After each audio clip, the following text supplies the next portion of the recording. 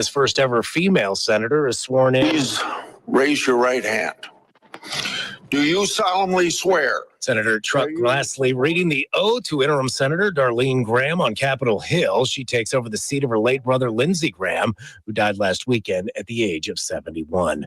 President Trump has backtracked on plans to charge ships to use the Strait of Hormuz. Fox's Jackie Heinrich at the White House. The president explained why he scrapped plans for the U.S. to charge a 20% fee to keep the Strait of Hormuz open.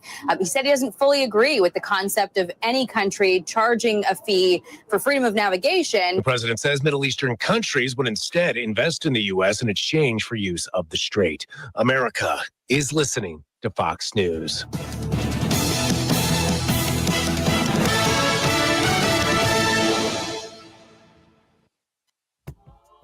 Marijuana, pot, weed, and Mary Jane. Don't trade your time for fun because it may injure your brain. Be smart. Don't start. Waste your potential. Stay in the race. Keep out of the haze. Stay THC smart. Stay THC smart and don't start. Brought to you by Gandhi'sAmbassadors.org. When a child is struggling with their mental health, the adults around them can make all the difference. Parents, teachers, coaches, anyone who shows up in a child's life. Because in those tough moments, kids are looking to the grown-ups around them for support. If you're at school having a bad day, you just don't want to do anything. I just get these thoughts like, do better. All my little emotions in my head is just running crazy. I don't know what to do. As a teacher or coach, do you ever feel overwhelmed? He's just in tears in the huddle. I was like, what's wrong? And he's just like, I'm just so frustrated. And I didn't know what to do. None of my undergraduate studies talked about mental health. Teachers need tons of help. That's why the Kids Mental Health Foundation provides free expert-developed tools and resources to help adults support the kids they care about. Having those resources is the same as the CPR class to me. We're trying to save a life here. Because when adults feel supported, kids do too. Kids Mental Health starts with us. Find free resources at kidsmentalhealthfoundation.org. America 250 is a great time to reflect on our country's past, present, and insane savings. BTRN's InsaneRadioDeals.com is celebrating 250 years of America with 25.0% off of everything. This includes savings on great local food and drink options like Charlie's, Ballad Brewing, Downtown Cairo, Yamada Japanese Barbecue, The Yard on 5th Street, and many more. The InsaneRadioDeals.com America 250 sale. 25.0% off of our entire inventory. Now until August 1st, you will not want to miss it.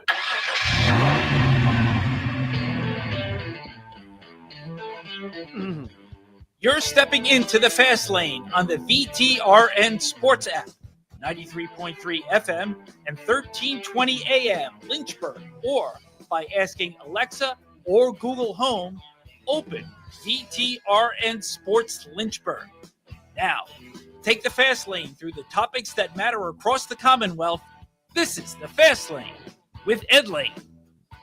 So we made it not to the ACC kickoff just yet as we welcome you into the Fast Lane here on the VTRN Sports app and VTRN Sports Lynchburg 93.3 FM. We made it to one of the many NASCAR buildings in North Carolina where we are broadcasting today's edition of the Fast Lane. More on that in just a little bit. We'll have that in the back half of the show today. But just as we went on the air, it went final. 2-0. Spain knocking off France in what many would consider to be an upset. They punched their ticket to take on either England or Argentina in the World Cup final. England-Argentina tomorrow at 3 o'clock. World Cup final on Sunday afternoon. Now it is time for JJ to start answering questions. This is not the Fast Five at 5-ish. JJ, would you consider this a major upset or a mild upset?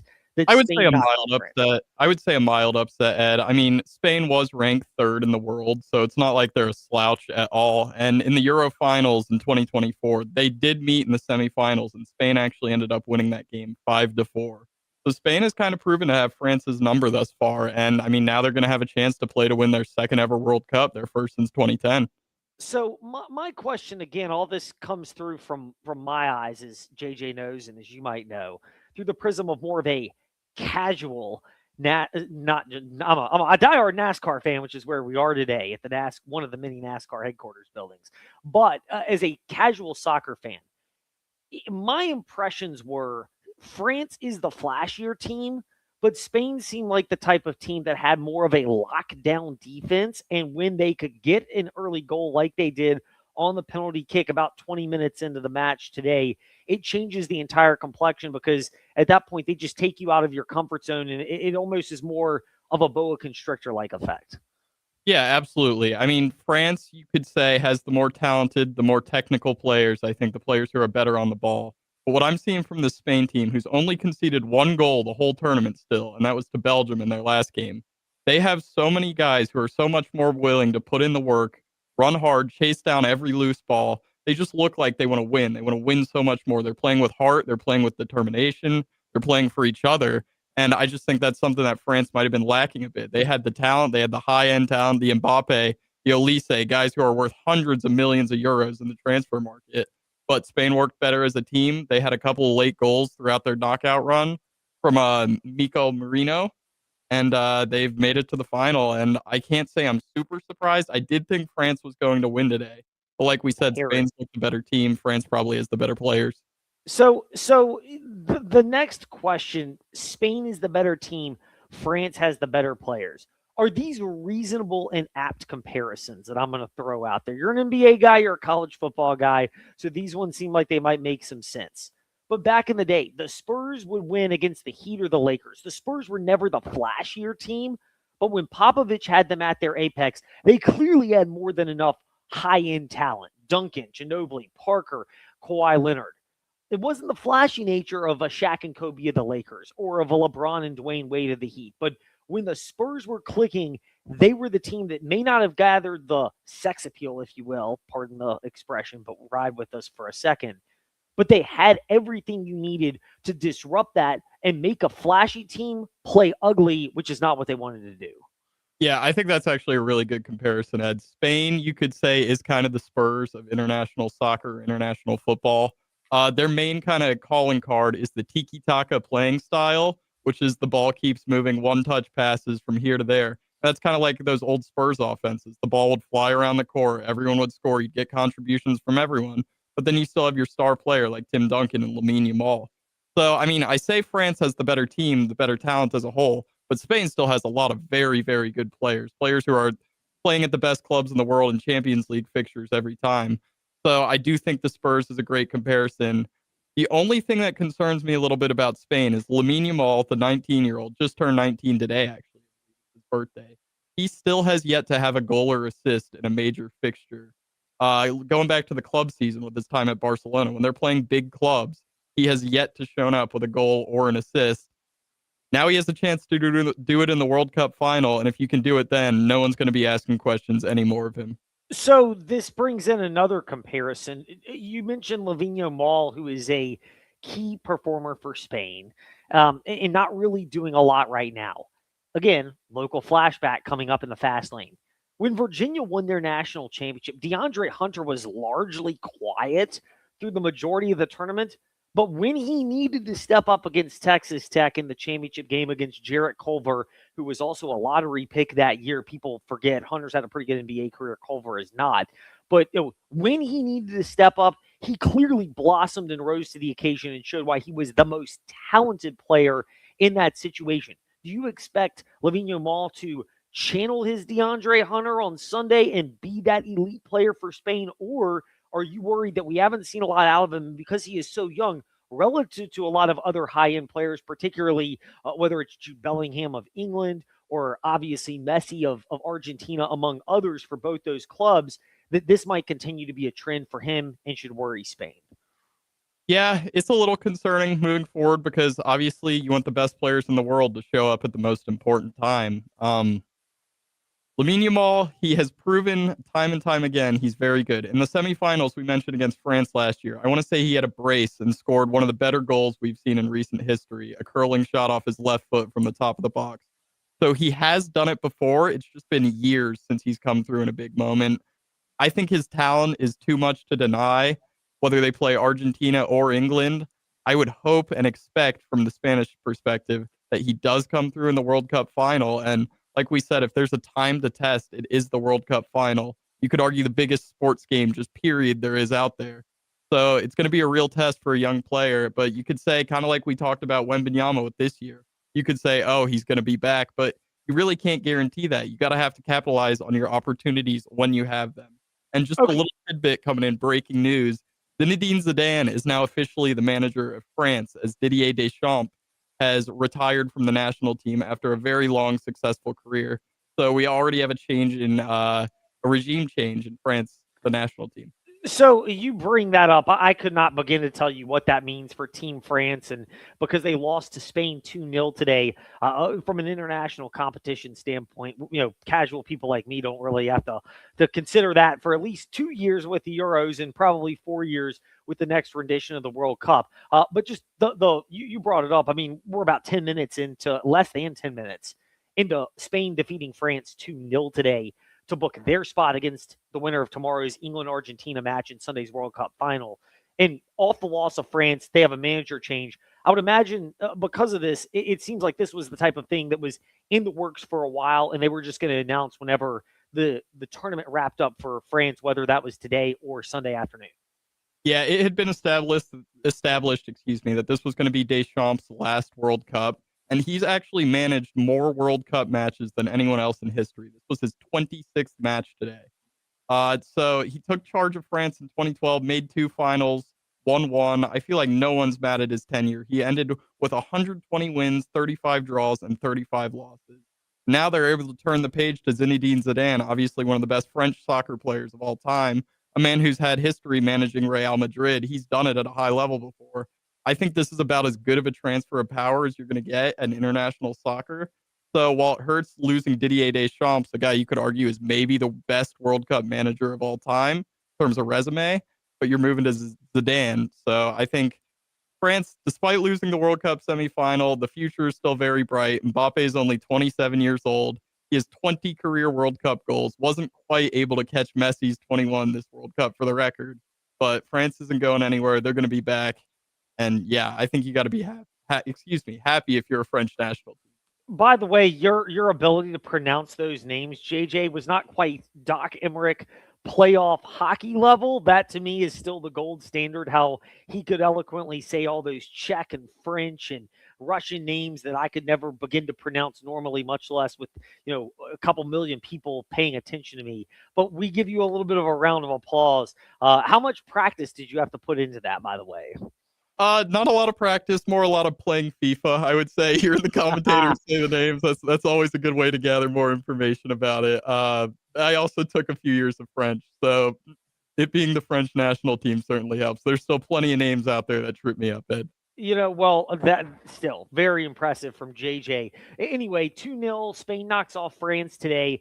Before we get to the Fast 5 at 5-ish, we're going to outline today, by the way, quickly, because we did not post it to Fastlane, Ed Lane, Facebook, Twitter, Instagram, because, again, we're at the NASCAR, one of the NASCAR buildings on our way to Charlotte for the ACC kickoff. We will have coverage starting tomorrow, including some live exclusives that will drop on Facebook and YouTube, Fastlane, Ed Lane, and VTRN Sports on those social media platforms. And then we'll play some of that back and share some of that with you on Wednesday, Thursday, and Friday's edition of the Fastlane. But if you want it live and on the money when it happens, subscribe to our channels or the podcast feed, because we'll archive all of that content there. But, we're at one of the NASCAR buildings today. That's why we didn't post the lineup. John Manson, Liberty Flames reporter, a Sea of Red, around 5:25 today here in the Fast Lane. And then we'll have the Fast 5 at 5-ish after that, as well as some fan feedback that we'll get to. So we'll get kind of teed up for both of those on the back half of this. But, the other question that just kind of jumps out, and,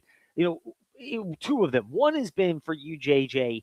If you're the TV executives, would you rather have France been in the final? Because you mentioned what Lamine Yamal has for Spain, but I kind of feel like Dembele and Mbappe are a little more well-known superstars for France, not to mention in America. I think people love or hate France, and they generate more of an illicit reaction from people than does Spain. Would you rather have had that, or are we kind of nitpicking here over what's still going to be a pretty well-watched final, because it'll either have England going for their first or Messi in Argentina that's a fan favorite? Yeah, I think there's a little bit of nitpicking there. I mean, after all, we are talking about the World Cup final. No matter who's playing, where it is, what time of day it is, it's going to have well over 1 billion viewers tuning in. Worldwide.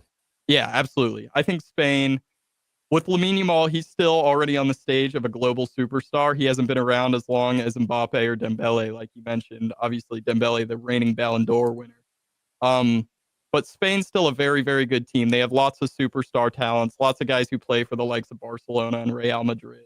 So they're guys you see on the national stage. And you mentioned on the other side, whether it's England or Argentina, you're going to have England playing in their first World Cup final in 60 years if they make it. If it's Argentina, you're going to have the greatest player of all time. So the ratings are going to be there. It's going to be dramatic, and I cannot wait for Sunday afternoon. Whether it's Argentina or England, it is going to be an unbelievable game. It might be close, might be low scoring now that Spain's in it, but I'm so excited, Ed. Do you have a preferred matchup that you'd like to see? Honestly, I could go either way.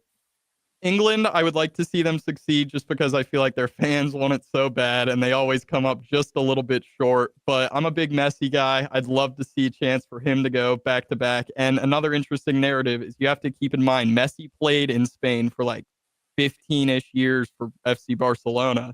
So there's going to be a lot of mixed bag for the fans of Barcelona, whether they want Argentina or Spain. I'm sure most of them lean Spain, but for a Messi fan, it might be a tough call.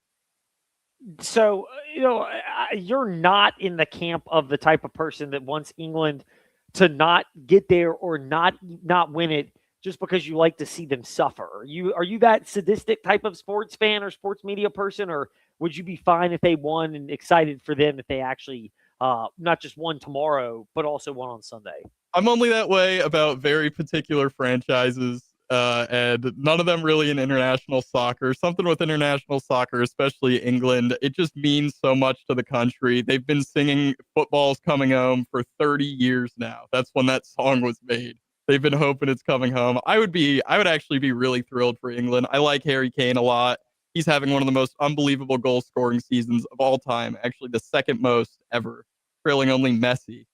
And Jude Bellingham's played an unbelievable tournament. So this team deserves to win it. I wouldn't be mad at all if they won it. They've got to get over the hurdle of playing the defending world champions who just so happen to have the greatest player of all time. All right. Yeah, go ahead, Ed. No. I mean, all right. We're not at the point where we're going to ask you to predict the match. That's going to be in the Fast Five at 5-ish a little later so we can get your actual breakdown of this. But I have to interrupt and ask. You said none of the international type teams fit that description of fan bases you want to see continue to endure a level of misery. You are a noted Celtics fan, correct? Mm-hmm. Yes, I am, Ed. All right. You're a Boston sports fan, except in the NFL, ironically. For some reason, you chose to endure 25 years of a prior regime in our nation's capital. We're not going to say names so that we don't potentially get sued by people who may or may not be very offended by comments that might be critical of them, even though they're no longer having controlling stakes in that particular sports organization. We're wink, wink, nudge, nudging our way around the legalities of a very petulant former person that ran your particular organization. We won't say which person so that we can leave it up to interpretation. Do I have that part correct? Yes, you'd be completely correct about that, Ed. Okay, so now to the next point. Are you a Virginia Tech fan now that you have attended Virginia Tech? Yes, of course. Go Hokies. Go Hokies. Okay. Who are the fan bases then that you would like to see? The rare exception where normally nice, wonderful, just pleasant JJ Hendrickson turns into a sour version of himself and wants to see them continue to have to suffer. Now, Ed, you're not going to like some of my answers here, but I pretty much have one team per sport that I just despise. Fire away. Go ahead. We'll start with football, an organization. I know a lot of Commanders fans really, really hate the Cowboys, but the Eagles is who really grinds my gears. Oh, why? Infuriates me. We had they will award the Eagles a score debacle in the NFC Championship a couple of years ago. The Eagles make me irate, to be honest, Ed. All right.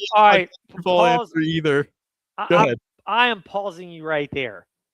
Wasn't it the Washington Commanders that instigated that because Frankie Louvu really is not a very good run? He's not a bad pass rusher, but he's not a great run defender, and that was his only run defense option. Yeah, no, I'll give you that, Ed. Frankie Louvu was jumping off sides an absurd amount, nothing like we've ever seen before. But in my entire life, I've watched hundreds, thousands of hours of football. I have never heard the referee say something like, "We will award the Eagles a score." And obviously for me, I had never seen the Commanders win a playoff game prior to that playoff run. So that's the biggest game of my life. And the referees pulled that debacle. It wasn't anything the Eagles did. It just so happened they were playing the Eagles, and that's a moment I'm never, ever going to forget. I'm amazed that that's what grinds your gears, not like the very honest reality. And I can say this as an Eagles fan. A lot of Eagles fans are not people that you want to hang out with. Like, they are very miserable people to be around. I wouldn't put myself in that category. I'm great. Look, one was fantastic. Two, I feel spoiled with championships as an Eagles fan, but a lot of them are very miserable people, fueled by a crotchety old group of people in Philadelphia sports talk radio. I should not bag on people in our own profession, JJ, but they're in New York and Boston and even Chicago kind of have some of this as well. But I feel like in Philly, it's particularly bad. So I get it. I'm just surprised that the tush-push situation that Frankie Louvu tried to stop. First of all, they should have just ejected Frankie Louvu. Like, that's such a Frankie Louvu antic, not to mention his concussion hit on Jalen Hurts earlier in the season. Just get rid of Frankie Louvu and get the game on with. That's what the real solution should have been. Yeah, the Eagles hate had definitely been established by then, mostly due to the fans, but that was what really took it into another stratosphere for me. I'll never forget that game. That was maybe the most upset I have ever been at a football game. And they were playing the Eagles, so that's something I'll never forget. Moving on to basketball, it's also the same Philadelphia franchise. Now have Jaylen Brown, a man I saw play for the Celtics for a decade, win a Finals MVP there. I cannot stand the Philadelphia 76ers. If you wanted to sit there and say you can't stand the fact that they get all this hype, despite having, traded essentially Markelle Fultz, they traded Jason Tatum for Markelle Fultz, and yet they still act like they're worthy. I get it. If you want to criticize the fact that they act like Joel Embiid should somehow be on the level of Jason Tatum or any elite NBA player and that being ridiculous, I don't fault you for it because Joel Embiid is not on that level. I know he really cries when he doesn't really do enough conditioning to make sure he can actually carry the team as opposed to continually succumb to avoidable injuries. So if you wanted to go down that road, I'd understand it, but it grips at my stomach that the other, again, right thought process, but wrong reason. Yeah, also you mentioned Joel Embiid. Joel Embiid is one of my least favorite players in the NBA to watch play the game of basketball. Me too. Just because of the incessant pump fakes, foul baiting, falling down. He is way too big of a man to be getting knocked down the way he does. It is so incredibly aggravating. Fortunately, the Celtics had always had the Sixers number until, as I'm sure you're aware, the playoff run this year, Celtics go up 3-1 and couldn't win any of the last three games. Terrible way to go out. Terrible way for Jaylen Brown's tenure to end. And then you send him to Philadelphia. Just inexplicable as a whole for me.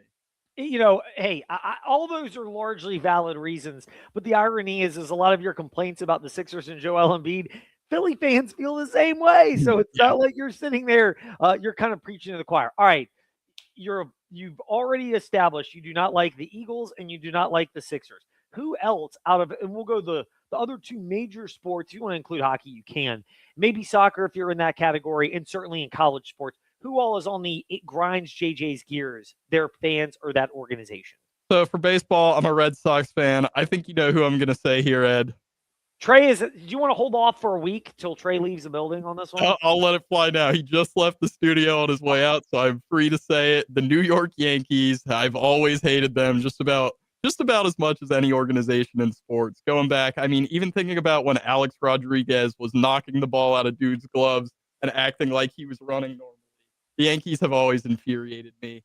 Moving to soccer, like I said, internationally, there's not a lot of teams that I really hate. But my club is Manchester United. I don't know how familiar you are with soccer rivalries, but Manchester United and Liverpool have one of the most fiery, intense rivalries you'll see in any sports. So Liverpool, I absolutely cannot stand. And then finally, college sports. As a Virginia Tech fan, my sister is actually getting her PhD right there, right now. I cannot stand UVA, even though historically they haven't caused the Hokies much trouble. Well, it's kind of understandable that Tech and UVA would have their issues. It's ironic because I bumped into other people and some Tech fans. I don't know if any of them detest Miami the same way. I think it's more of a healthy respect for each other. At least a lot of the Miami fans have kind of expressed that level of sentiment. But I know there are a lot of Tech fans that really can't stand North Carolina either because there were some recruiting battles dating back to the Larry Fedora era with Fuente and Fedora. Certainly Carolina has not done much to endear themselves to people the last year and change with Belichick and Lombardi down there and the way things seem to be going, how they talk versus how they perform, bark like a pit bull, bite like a chihuahua type thing. And I think it's probably a good assessment of Carolina in some people's eyes. But I've heard that, but Virginia is the clear non-standing rival of Virginia Tech, or the clear long-standing rival of Virginia Tech. Yeah, I've actually I don't think I've heard many Virginia Tech fans say they don't like UNC. So that's interesting to say. Although I do know my stepdad, shout out Gary, and a Virginia Tech alumni, does hate Miami with a passion. So there are Virginia Tech fans out there who hate Miami a bunch, but I've actually never heard UNC, Ed. I've heard that from some, and I don't know if it's not as deep-seated because it's only been an ACC partnership for a couple of decades. This is not a multi-generational type rivalry the way the other two are. I know a lot of the old Virginia Tech fans can't stand VMI, but I mean clearly they've gone in such a divergent path that Tech might put a 70 burger on VMI in the first game of the year this year that you'll be able to hear, by the way, on the VTRN Sports app when college football season gets going. Yeah, very excited for that game. Very excited for the season. I mean, I don't think it can go much worse than it did last year. Obviously, James Franklin at the helm. What is not to be excited about with Virginia Tech football? I do think it's important for people to temper their expectations a little bit. We talked about this a bit with Nick Brown on the covering the Commonwealth yesterday. I think about 8 wins is what they should shoot for, Virginia Tech. Being more than that, any more than that would be a little optimistic, and I think it's important not to get your hopes up too high so they won't be crushed too hard. I think that's probably fairly reasonable. The schedule doesn't do well. If you really honestly look at the defense, I took the over 7.5. I think Virginia Tech can get to 8. I think they could get lower. They could finish with 7 or 8, but I trust James Franklin enough that they could get to 8. Maybe 9 if things break really well for Virginia Tech. Clemson becomes a train wreck, so the game on the road isn't as difficult as possible. Cal takes longer to get going with Josh Lupoy and Jaron Kiave Sagapatelli, who I think they could really do well in the first year. And then SMU, I think that's a challenging road environment. Tech's got a very tough road slate, but I can easily see them getting off to a 4-0 start and doing really well to begin the season. And at that point, you're looking at 3-4, and they could sneak some in there. James Franklin's problem was never beating the beatable teams. It was beating outside of last year when things really started to go south at Penn State. His problem much more was what could he do against the elite of the elite with similar level of talent, maybe a higher end amount of talent, not by a lot, but by a little bit. That's where his bigger problem was. But I think really the only clear, obvious high-end talent differential between Tech and their opponent this year is Miami. Yeah, I think that's a great shout. And I think it's important to remember with James Franklin, even if they don't get, by the way, 7.5 wins is a great line for the Hokies. Yep. I would agree with the over on that, but that is a really good line. The important thing to remember with James Franklin and just college recruiting in general is it's not a sprint, it's a marathon. If they don't quite live up to the expectations you have for them this season, you gotta understand that there's guys developing, guys who are coming straight out of high school right now that they're recruiting who will be better maybe 2-3 years down the road. So Hokies fans, if we're not as great as you want this year, don't be too beat up about it. We have a bright future ahead, the brightest it's been in quite a little while in Blacksburg. So I am very excited, very looking forward.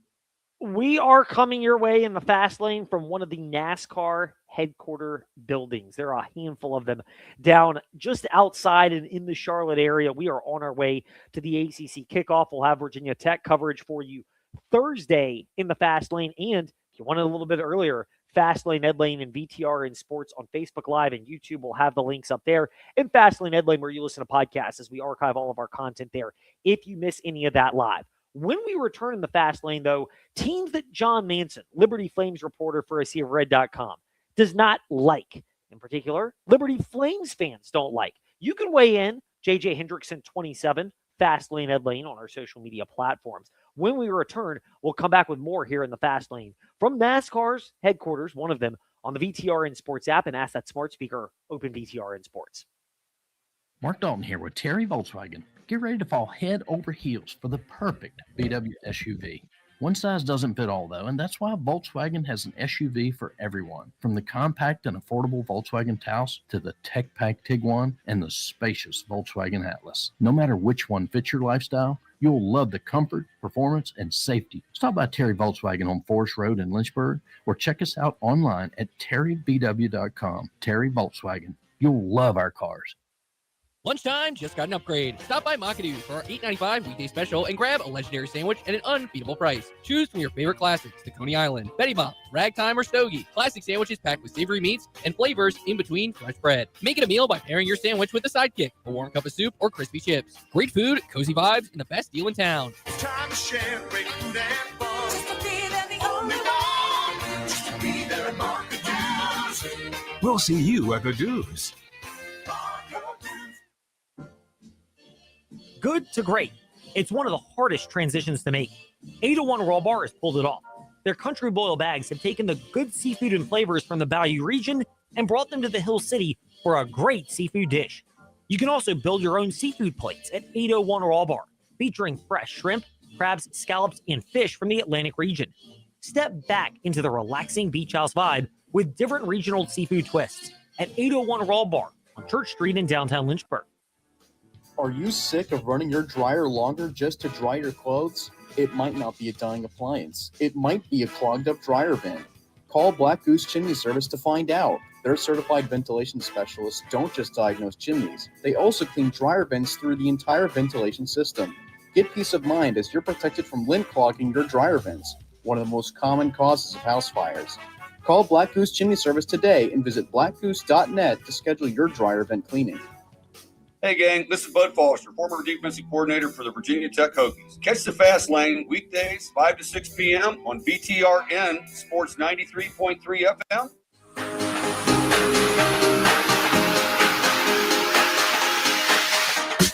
Step into the Fast Lane 24/7 at Trey Lyle VT and Fast Lane Ed Lane on Facebook, Twitter, Instagram, YouTube, and wherever you listen to podcasts.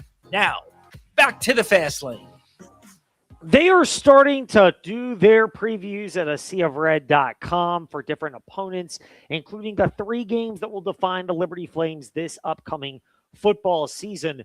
John Manson covers the Liberty Flames and does a ton of great work for aseaofred.com and is generous enough to join us today here in the Fast Lane. John, first of all, great to be speaking with you. We are glad to be chatting, and we are almost at that particular point. One of those games that's on the list might also qualify as one of the teams that Liberty Flames fans cannot stand the most. I won't tell you exactly who that is, although if you want to spill the beans on the team that is in the early portion of the Flames schedule, that you can. But when you think of teams that Liberty Flames fans cannot stand, and this can start with football and maybe be keyed by football and men's basketball, but extends to other sports, which ones jump out to you the most in the spirit of a discussion that JJ and I had just a moment ago here in the Fast Lane?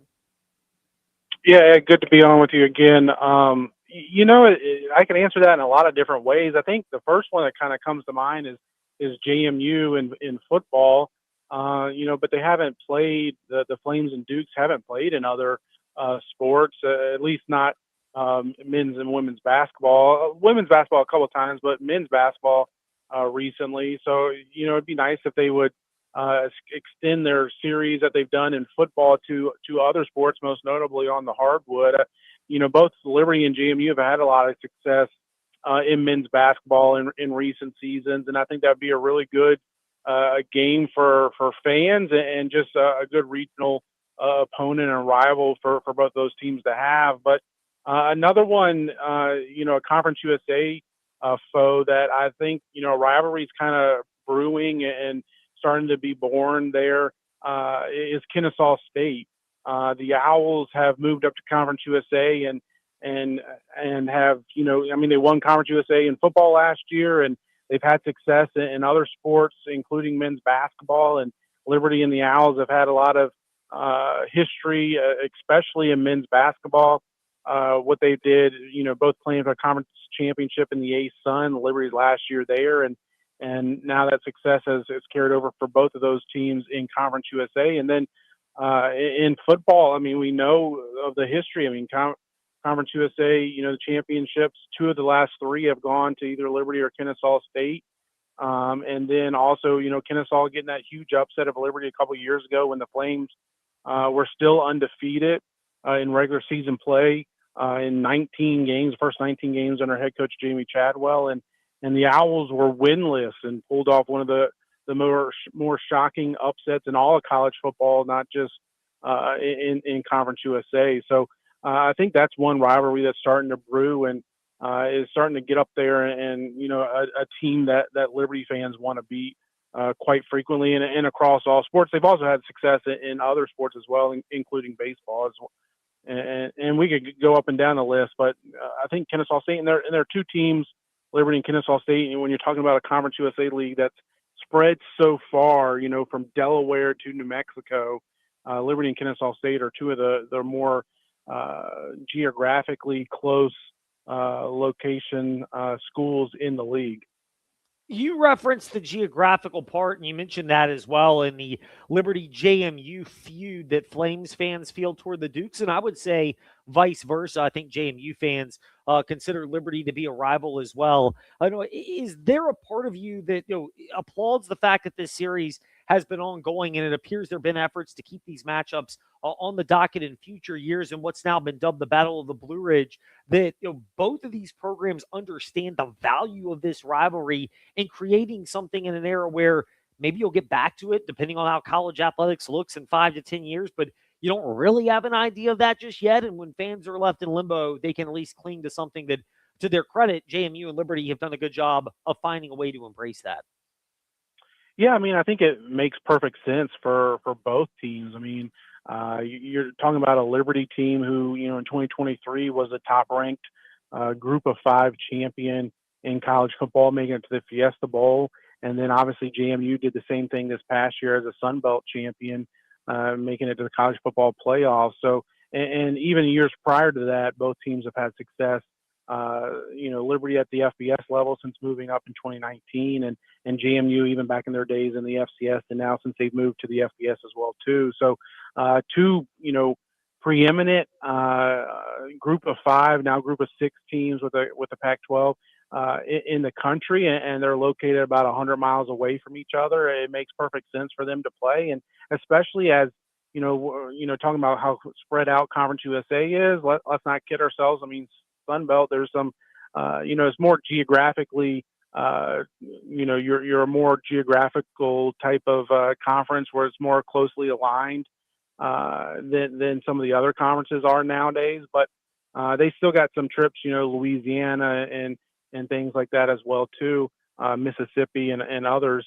So it's good to have, some close proximity games for these teams to play. And it's kind of interesting. I think Liberty definitely looks at JMU as a rival and a similar type of opponent. Both schools, their athletic programs are well resourced, well funded, and competing at, like I said, at the top of Group of 5 and Group of 6 now. And I think JMU fans, and again, not obviously not a JMU alum, not somebody that covers JMU, but I think JMU probably looks at Liberty, looks down on the Flames a little bit, thinks that they're better than the Flames, and they've proven it on the gridiron more times than not in the 2 programs' history.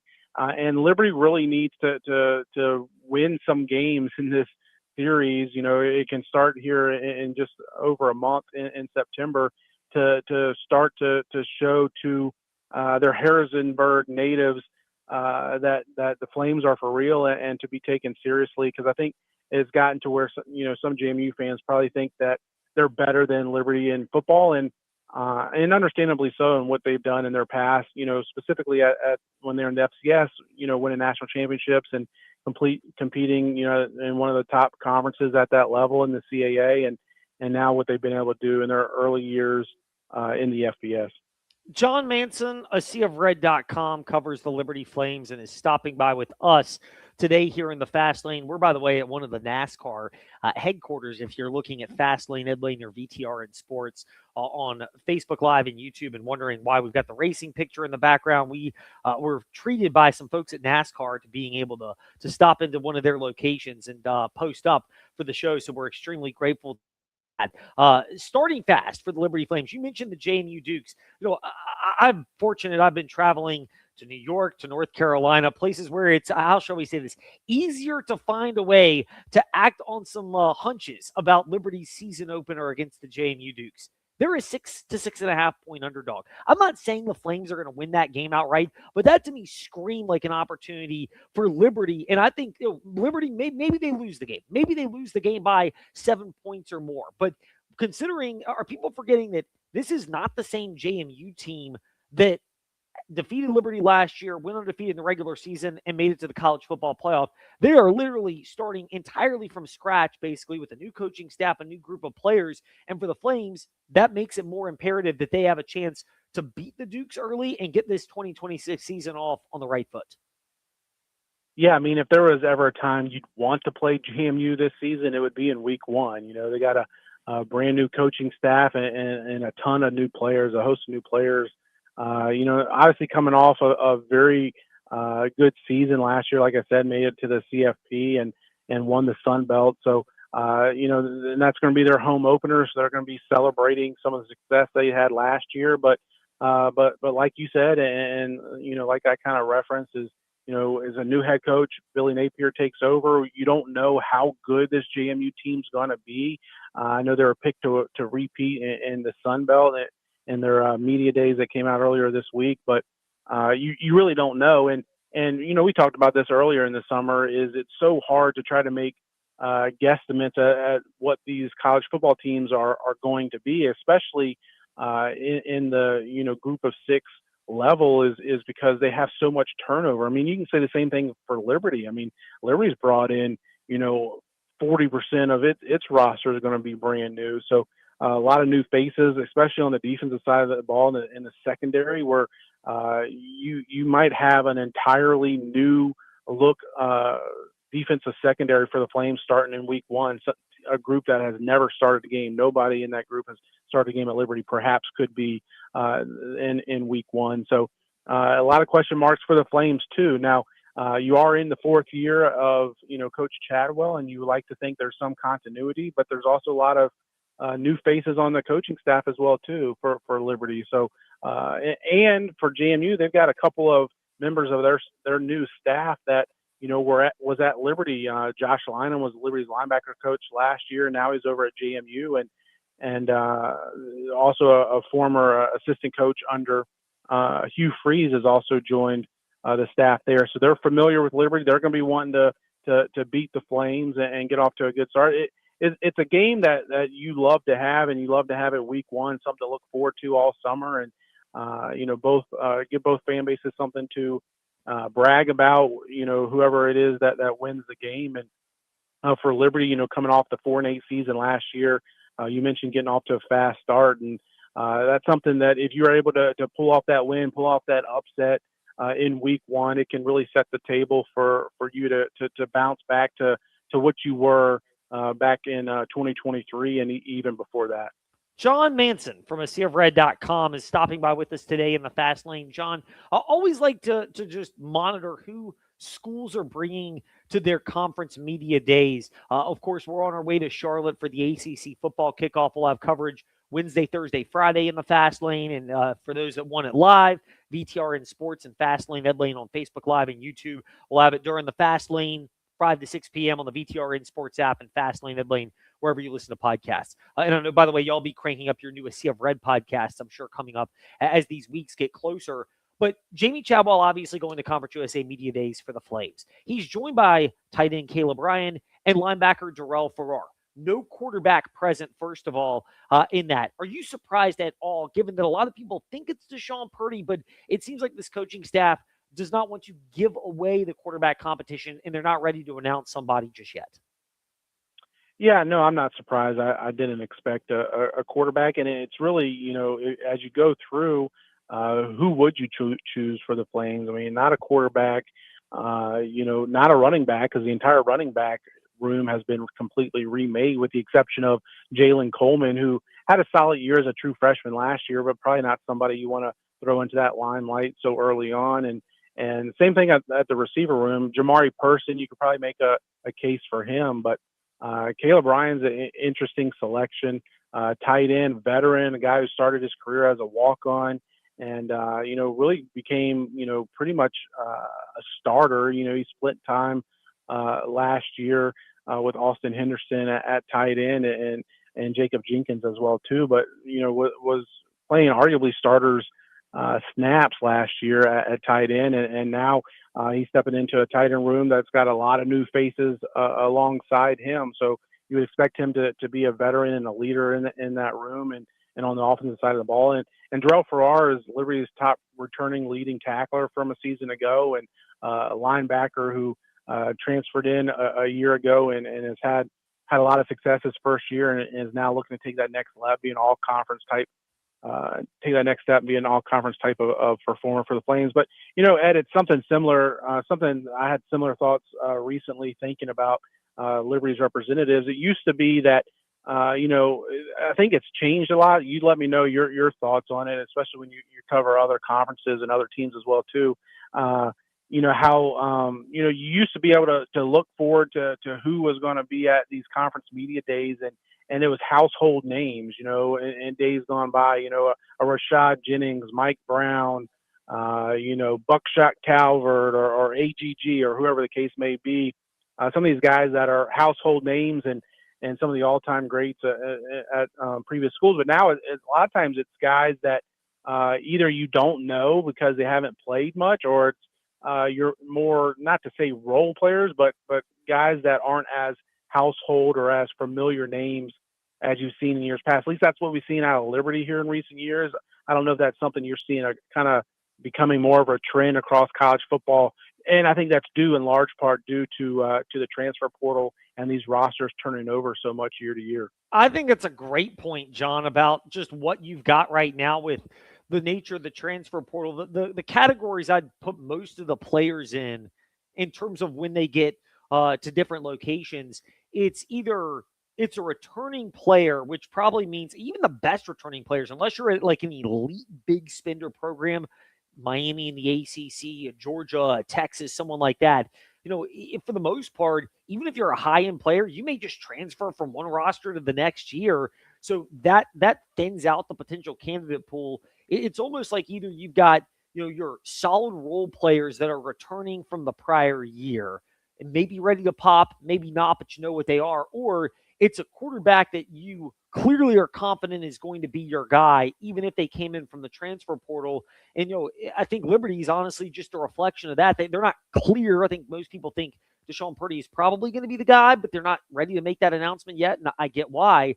So they're going with two more well-established players that, if nothing else, they could set the tone. They're good leaders. They're the type of people that represent your program, even if by the end of the year you may not be going, those are the most talented players.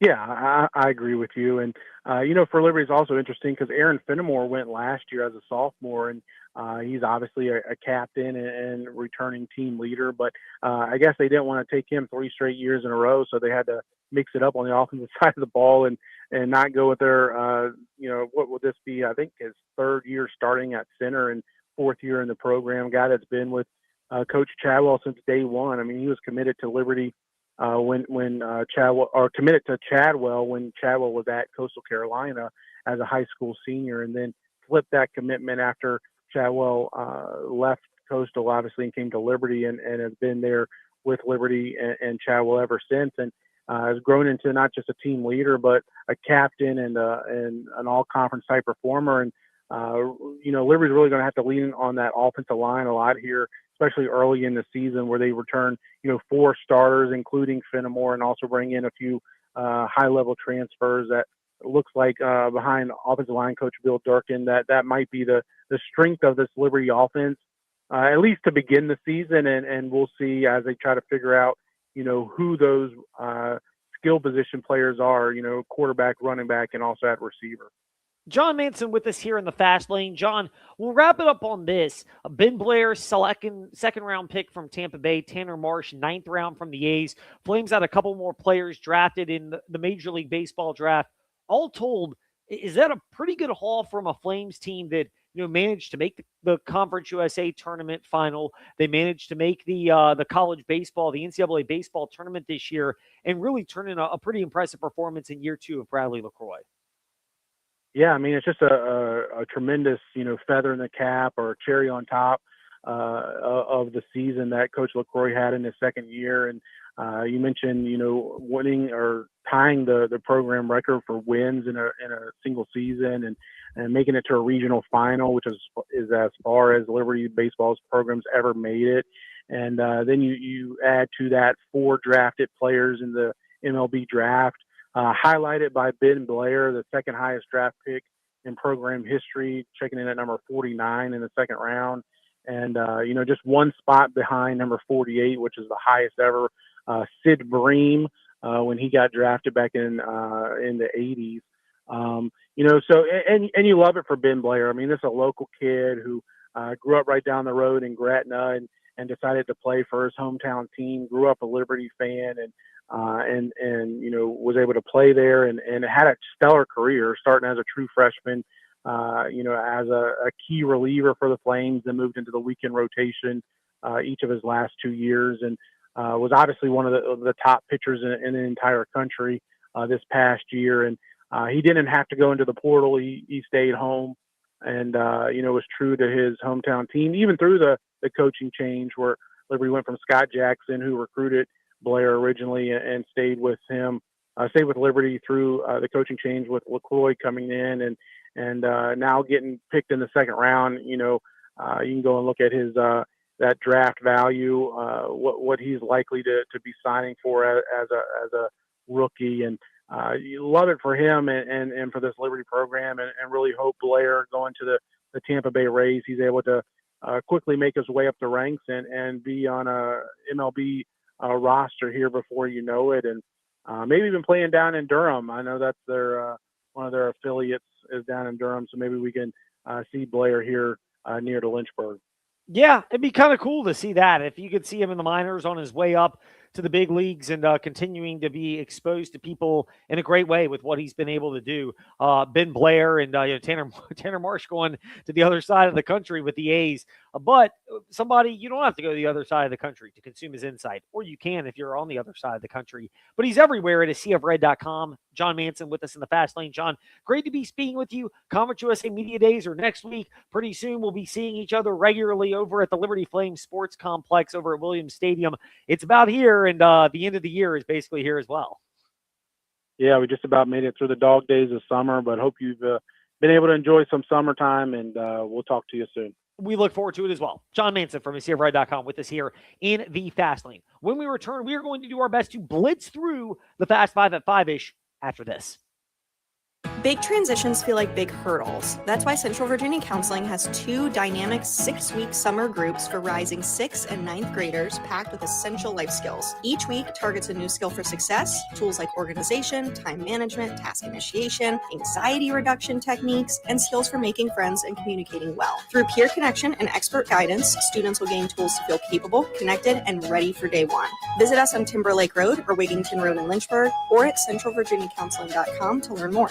Hey, small to medium business owners, if you're frustrated with slow IT support, high costs, or paying for services you just don't use, it's time for a change. Hi, I'm Colt with We Fix Stupid Computers. We provide reliable on-site and remote support tailored for businesses just like yours. And we go beyond just fixing problems. We empower your staff with real tech knowledge so they can work smarter every day. From repairs to training to full IT support, we save you time, stress, and money. Call We Fix Stupid Computers, 434-525-8590. Where smart support meets real savings. End zone, light them up, touchdown Liberty.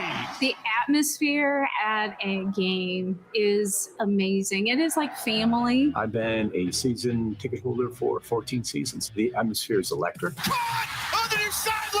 It's an experience you look forward to every week. I like the pageantry, the band. The pride of knowing that this is our university. 2026 Flames football season tickets are on sale now. Get yours at lufootball.com. Hey, Hokie fans, each offseason, you don't see or hear much. So let TechSideline.com be your eyes and ears for what's really going on with the Virginia Tech Hokies. From basketball roster and staff construction to the buildup of the James Franklin era, we take you behind the scenes of the Hokies. Get exclusive recruiting deep dives, expert roster analysis, and insider updates you won't find anywhere else. Stay ahead of the game this upcoming offseason. Subscribe to TechSideline.com for $12 a month or $120 per year. TechSideline.com. All Hokies, all the time, period.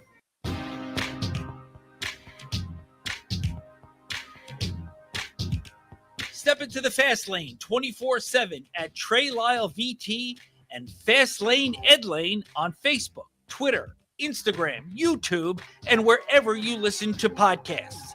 Now, back to the Fast Lane. How fast can we go through the Fast Five at 5-ish? Let's find out right now.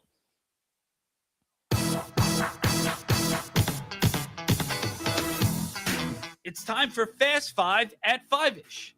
5-ish minutes on 5 relevant topics done around 5 p.m.-ish. Ish, because our counting skills are kind of ish. Let's start with number 5. So where I'm not surprised for NASCAR is that the CW announced they had over 1 million viewers for Saturday's double overtime race restart in the O'Reilly Auto Parts Series race down in Atlanta. It's the most watched summer race in Atlanta in 5 years, but it's not surprising on that level. It's not surprising because the CW continues to churn out about 1 to 1.5 million viewers per race. It's not quite the level of Cup, but clearly NASCAR and the CW have hit a home run on a partnership of that scale and magnitude, bringing that level of viewership consistently for what is NASCAR's version of AAA. Meanwhile, number 4.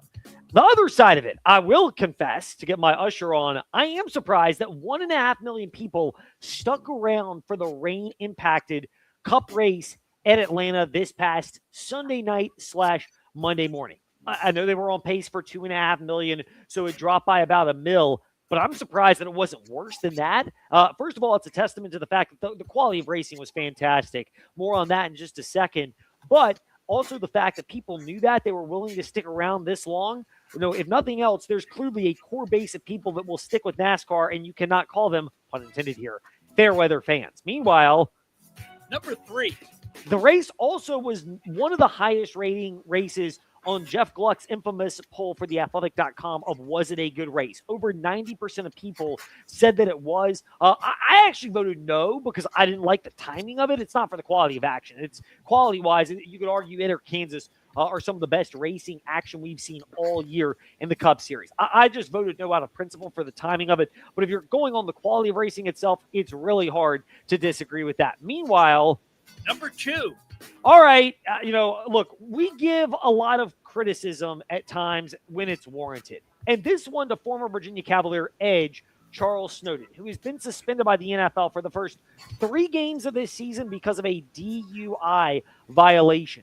We say this all the time, not just because our friends at Trost Law remind us about this, that we don't want to see you get behind the wheel if you're impaired when you could just use a rideshare service. We don't want people to have to call 777-HURT and visit trostlaw.com because of those reasons. But come on, man. You're in the NFL. I know you bounced from the Raiders to the Cowboys and other spots, and Charles Snowden is not the most highly sought-after player. But you've got to exercise better discretion than this. If it is the type of decision you're making, I understand it gets clouded when you put substances into your body, but have a plan ahead of time. When you have that much money, I don't care if it's Uber Prime rates or Lyft Prime rates or whatever the rideshare service is where they charge extra. $100 beats $11,000 or whatever the costs are for a DUI, and that doesn't include the potential damage you could cause somebody else. Meanwhile, number 1. Virginia Tech has made a big hiring move in their fundraising department is Brad Bell. No, not the head pastor of Impact Church. He is still at Impact Church. We're talking about a different Brad Bell has been named as the executive director of the Hokie Club as well as the executive director of advancement for Hokies athletics. First of all, blending those two roles is a big thing. It's a good thing and it's necessary. Second of all, he's got experience at Georgia in that capacity. I know Georgia's got more scale, but understanding the concept of scale is a big thing. And third of all, I'd be remiss if we didn't mention that's one of the questions we'll be asking of Virginia Tech Athletic Director Brian White when we connect with him Thursday at the ACC kickoff. Meanwhile, that does it for us today in the Fast Lane. A big shout out to the folks at NASCAR for letting us show today. We're in Charlotte tomorrow through Friday for the ACC kickoff.